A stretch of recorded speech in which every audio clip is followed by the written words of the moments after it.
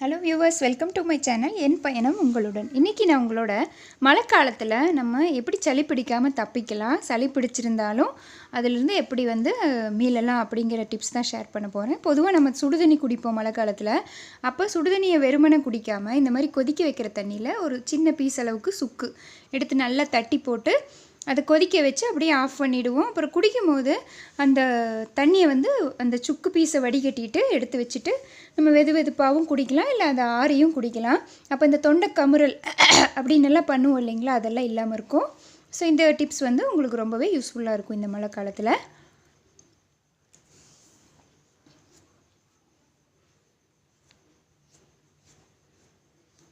அடுத்து ரெண்டாவது டிப்ஸ் இதே மாதிரி சுடுதண்ணியில் ஒரு சிலர் சீரகம், தாகமுக்தி இதெல்லாம் சேர்த்துவாங்க. அதுக்கு பதிலாக இந்த மாதிரி ஓமம் நம்ம வீட்டில் யூஸ் பண்ணுவோம் இல்லைங்களா, அந்த ஓமம் கொஞ்சமாக சேர்த்திக்கணும். நிறையா சேர்த்தக்கூடாது.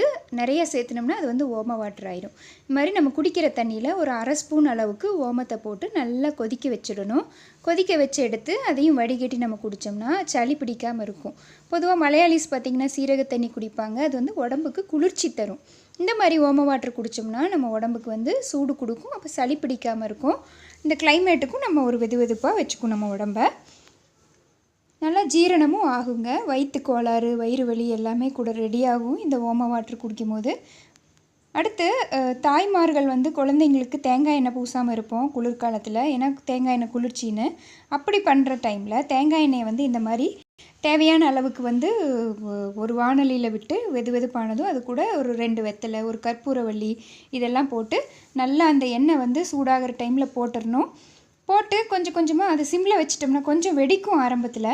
அப்படியே கலந்து விடும்போது சிம்மில் வச்சிட்டோம்னா அந்த இலையில் இருக்க எசன்ஸ் எல்லாம் அந்த ஆயிலில் இறங்கிடும்.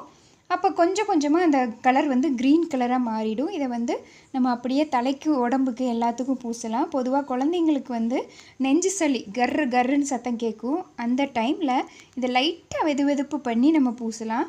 இது என்னோடய குழந்தைக்கு நான் ஃபாலோ பண்ணுற டிப்பு தான். மழை காலத்துலேயோ இல்லை அவனுக்கு சளி பிடிச்சிருந்தாலும் அதை தான் நான் ஃபாலோ பண்ணுறேன். பாருங்கள், இந்த ஓம வாட்டர் நல்லா அது கொதிக்க ஆரம்பிச்சிருச்சு. இதையும் நான் பண்ணுவேன். ஸோ இந்த தேங்காய் எண்ணெய் கொதிக்க வச்சு இந்த மாதிரி வடித்து எடுத்து வச்சுட்டா தேவைப்படுறப்ப தலைக்கு பூசி விட்டுக்கலாம். உடம்புக்கும் லைட்டாக வெதுவெதுப்பாக பண்ணி மசாஜ் பண்ணி கொடுக்கலாம். அப்போ குழந்தைங்களுக்கு உடம்பு வலியும் இல்லாமல் இருக்கும், சளியும் பிடிக்காது. பிடிச்சிருந்த அந்த நெஞ்சு சளி சத்தம் எல்லாமே அடங்கிடும்.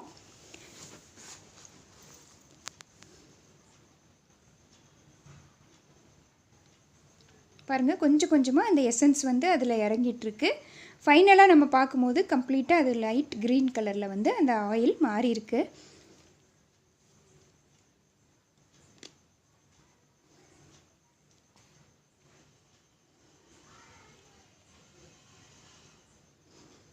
அடுத்தது பெரியவங்களுக்கு மூக்கு அடைச்சிருந்தா அதுக்கு என்ன பண்ணலாம் அப்படிங்கிறது தான். இந்த மாதிரி ஒரு வாணலி வச்சு அதில் ஒரு 10 குறுமிளகு போட்டுக்கலாம். போட்டு அந்த குறுமிளகு சூடாகி புகை வரும். லைட்டாக அப்படியே நம்ம வணக்கி விட்டோம்னா புகை வரும். அந்த புகையை நம்ம மோந்து பார்க்கும்போது மூக்கு அடைப்பு, ரன்னிங் நோஸ் எல்லாமே கண்ட்ரோல் ஆகிடும். நீங்கள் சளி பிடிச்சிருந்தா 2 குறுமிளகு அப்பப்போ எடுத்து வாயில் போட்டு மென்று சாப்பிடலாம். 2 கற்பூரவள்ளி அப்படின்னு கூட மென்று சாப்பிடலாம். ஸோ இது பெரியவங்க, சின்னவங்க எல்லாத்துக்குமே இந்த குறுமிளகு புகை, அந்த சாம்பிராணி போடுறீங்க இல்லையா, அப்போ கூட அதில் 2 குறுமிளகு போடலாம். அப்போ அந்த புகையினால் மூக்கடைப்பு எல்லாம் சரியாயிடும். அடுத்தது வெத்தலையை இந்த மாதிரி நல்லா தேங்காய் எண்ணெய் பூசி லைட்டாக நீங்கள் அந்த அடுப்பில் காமிச்சு வாட்டிக்கலாம். அப்படி இல்லைன்னா நீங்கள் தீபத்தில் கூட லைட்டாக காமிச்சு சூடு பண்ணிக்கலாம். ரொம்ப சுற்றக்கூடாது. பாருங்கள், லைட்டாக அது ஃப்ரெஷ்ஷாக இருந்து லைட்டாக அது சூட்டுனால வாடுது. இந்த டைமில் லைட்டாக அது தொங்கி போனதுக்கப்புறம் அப்படியே எடுத்து லைட்டாக வெதுவெதுப்பு இருக்கணும். நிறைய சூடு இருந்தால் புண்ணாயிடும். ஸோ நம்ம கையில் வச்சு பார்த்தோம்னா ஓரளவுக்கு சூடு பொறுக்கும். அந்த ஸ்டேஜில் நம்ம குழந்தைங்களோட நெஞ்சில் அப்படியே வச்சு அதை 10 போட்டு விட்டுட்டோம்னா அந்த நெஞ்சில் கர்ரு கர்ருன்னு கேட்குற சத்தம் அடங்கிடும். இந்த வெளிப்பக்கம் வெளியே இருக்கணும். இந்த நரம்பெல்லாம் தெரிகிற பக்கம் வெளியே இருக்க மாதிரி இப்படி குழந்தைங்களோட நெஞ்சில் 10 போட்டு நைட்டு தூங்கினதுக்கப்புறமா வைக்கலாம். இல்லைன்னா குழந்தைங்க அதை பிச்சை எடுத்துடுவாங்க. பாருங்கள், குட்டி தம்பி கூட அப்படி தான் பண்ணுவார். ஏதோ அவங்களுக்கு அன்கம்ஃபர்டபுளாக இருக்கும் இல்லையா, அதனால் தூங்கினதுக்கப்புறம் இது போட்டு விட்டால் நல்லா ரெடி ஆகிடும். அதே மாதிரி கற்பூரவள்ளி இலை அதையும் தேங்காய் எண்ணெய் பூசி இந்த மாதிரி லைட்டாக வணக்கி லைட்டாக வாட்டணும். ரொம்பவே காய வச்சிடக்கூடாது. நம்ம கை பொறுக்கிற அளவு சூட்டில் குழந்தைங்களோட நெஞ்சில் 10 போட்டுக்கலாம். அப்போ அந்த சளியோட தாக்கம், நெஞ்சு சளி, கரகரப்பு எல்லாமே குறைஞ்சிடும். ஒரு சிலர் வந்து கற்பூரம் கூட இதில் பூசி இது பண்ணுவாங்க, அது கூட பண்ணலாம். அடுத்தது கஷாயம். இது வந்து ரெகுலராக நாங்கள் பண்ணிகிட்ருக்க கஷாயம் தான். இந்த கிரெடிட் வந்து எங்கள் மதர்-இன்-லாக்கு தான், அவங்க பண்ணுற கஷாயம் தான் இது. இதுக்கு வந்து வெத்தலை, 2 கற்பூரவள்ளி, ஒரு தூதுவளை, ஒரு 5-6 துளசி, 1 ஸ்பூன் சீரகம், 1 ஸ்பூன் மிளகு, 1 ஸ்பூன் மல்லி, கொஞ்சம் சுக்கு. இதுக்கு இஞ்சி கூட நீங்கள் போட்டுக்கலாம். உங்கள்கிட்ட சுக்கு இல்லைன்னா திப்பிலி இருந்தால் அதுவும் 2 ஆட் பண்ணலாம். எல்லாத்தையும் அது கூட சேர்ந்து ஒரு பெரிய டம்ளர் அளவுக்கு தண்ணி, இது எல்லாத்தையும் மிக்சியில் வச்சு அரைச்சி எடுத்துக்கலாம். ஓரளவுக்கு அரைப்பட்டு எடுத்ததும் அந்த சுக்கும் போட்டுட்டேன். நீங்கள் இஞ்சி இருந்தால் அதுவும் கூட போட்டுக்கலாம். எல்லா இன்க்ரீடியன்ட்ஸும் போட்டு அரைச்சிக்கணும். நிறைய போட்டுட்டிங்கன்னா ரொம்ப காரமாயிடும். குழந்தைகளுக்குன்னா இதோட அளவை வந்து நீங்கள் இன்னுமே குறைச்சிக்கலாம். இது கூட நீங்கள் இந்த திருநீர் பத்திரி எல்லாம் கூட சேர்த்தலாம். இப்போ தண்ணி கொதிச்சதும் நான் கரும்பு சர்க்கரையை ஆட் பண்ணிட்டேன். நீங்கள் தேன் கூட இந்த இது ரெசிபிக்கு ஆட் பண்ணலாம். அதுக்கப்புறம் அரைச்சதையும் போட்டாச்சு, நல்லா கொதிச்சதும் ஆஃப் பண்ணியாச்சு. இப்போ கொதிச்சு வந்த அந்த கஷாயத்தை நல்லா வடிகட்டி எடுத்துக்கலாம்.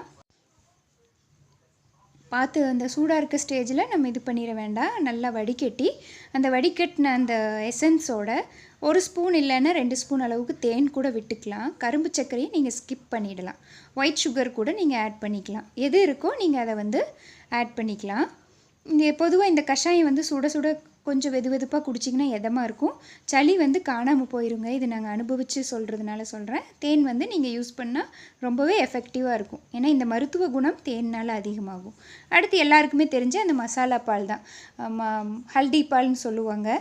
இது பாலில் வந்து 1 ஸ்பூன் மஞ்சத்தூள், 1 ஸ்பூன் மிளகுத்தூள், தேவையான அளவு சர்க்கரை போட்டு நல்லா அது பொங்கி வந்ததும் சூடு பண்ணணும். சூடு பண்ணால் தான் அந்த மஞ்சளோட மருத்துவ குணம் வந்து அதிகரிக்கும். அதையும் வடித்து நம்ம நல்லா பார்க்குறக்கே நல்ல ஒரு கீர் மாதிரி இதில் இருக்கும். அதை வந்து நம்ம யூஸ் பண்ணிக்கலாம்.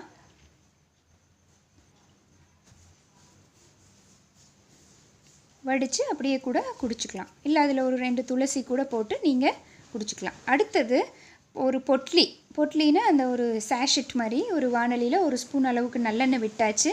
அந்த நல்லெண்ணெயில் ஒரு 4 பூண்டு, 1 ஸ்பூன் அளவுக்கு ஓமம், இது 2 போட்டிருக்கேன். தட்டி வச்ச பூண்டு இது நல்லா அப்படியே ஓரளவுக்கு அந்த பூண்டு வாசம் வர்ற வரைக்கும் வணக்கணும். வணங்குற ஸ்டேஜில் அந்த ஓமமும் நல்லா பொரிஞ்சு வாசம் வருது.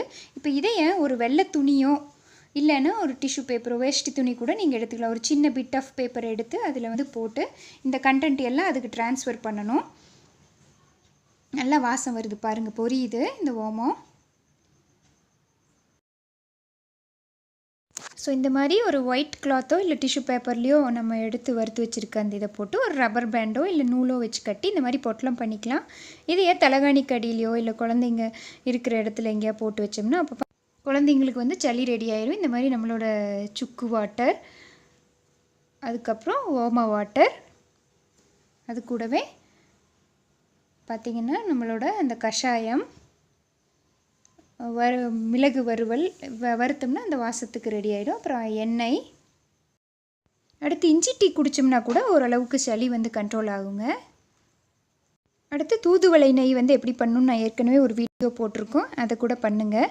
இன்னொன்று முக்கியமானது முருங்கைக்கீரை சூப், அதுக்கும் லிங்க் வந்து டிஸ்கிரிப்ஷனில் ஆட் பண்ணுறேன். ஸோ இந்த ரெசிபி எல்லாமே உங்களுக்கு ரொம்ப யூஸ்ஃபுல்லாக இருக்கும். ட்ரை பண்ணுங்கள். தேங்க்யூ ஸோ மச் ஃபார் வாட்சிங்.